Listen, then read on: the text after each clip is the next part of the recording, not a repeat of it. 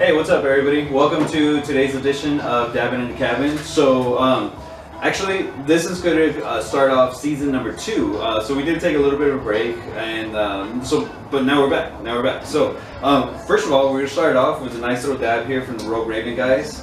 And I gotta say, some of their work has been coming in pretty good here recently. They got a lot of really good strains, and they're all like golden. All the wax is freaking amazing. So, I'm not gonna lie to you. Probably went through like 3 or 4 different ones. I have no clue which one I'm about to do right now. But we still got a lot of really good Rogue Raven dabs down here at Miller's. So be sure to stop on by and check it out so you can try some of this awesomeness for yourself. But, so we're going to get a little heat up action here. You can do it. Again, back to the loud ass torch. This thing is insane.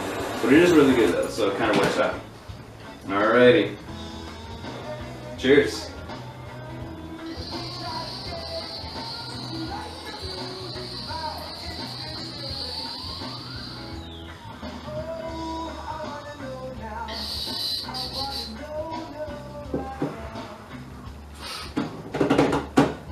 You know, can't really put a flavor on it, but that was actually pretty good though. Not rough, which is the first thing that I'm definitely looking for. So one of the cool things that we're going to do in this season is we're actually going to try out a cool new thing called Storytime. You may remember from last season, we had the Stefan News Network. Here, just check it out for yourself. 3, 2, 1, action. Okay, every time you're counting, he's masturbating. So count out loud. Okay, yeah, Keep it in your we'll cut pockets. that. We'll cut that. Okay, ready? Count 3, another count.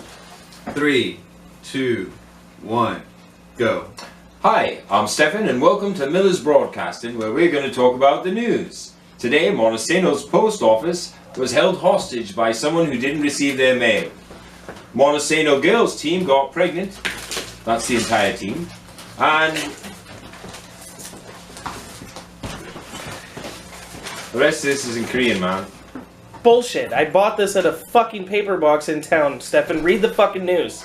It's a Korean newspaper.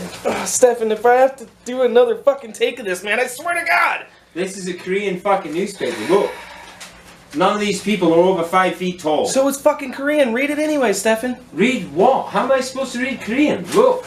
God. The only English in there is woobisi. Woobisi? That's it. The rest of it looks like a series of sound. Oh, look, there's a 9 in there. You know what, Stefan? I fucking quit. Yeah, fuck you. I'm not reading the news anymore. Give me a fucking paper in English then. This stupid shit every time. Alright, so now that you got a feel for what that kind of madness was, we're done with that. We're no longer attempting that anymore. What we're actually going to do now, like I said, we're going to do a little bit of story time. So this should be pretty cool, and we actually have a really important one to start off with. So without further ado, alright kids, check it on out. So I'm Josh Miller. I don't know if you've ever met me. I own Miller's Marijuana here in Porter. And I'm about to tell you the story about the time I overdid it with marijuana edibles. So about 6 or 7 years ago, before I lived this glorious life that is Miller's, I actually used to grow my own weed, and I would make Rick Simpson oil with all the extra stuff that we didn't want to trim. So this one time, we grew these glorious Jack Herrera sativas, and these things were like 14 feet tall. There was so much bud on these things. There was no way we were going to trim it all out with 2 people. It'd kill your hands, your back, your neck. Trimming weed, that's another story about non-glamour. So we ultimately decided we were going to cut all the top nugs off of these buds. All the primaries, the big banana buds off the top, trim those up for trophy buds, and then we're going to turn the rest of this crop into Rick Simpson oil. So we made this Rick Simpson oil, and made a lot of it. There was a lot there, a lot more than I thought. Probably ended up with about a half gallon off of 10 pounds, and it was like black tar goo. And so this is about the beginning of November when we harvested these plants. Thanksgiving night, I got home from a family get-together, and I decided that I really wanted some edibles. Now, we couldn't just run down to the pot store. There was no pot store. You were the pot dealer, the pot grower, or the pot consumer, but there was no store. So I decided rather than cook me some cookies, I'd just eat some of this Rick Simpson oil straight out of the pot.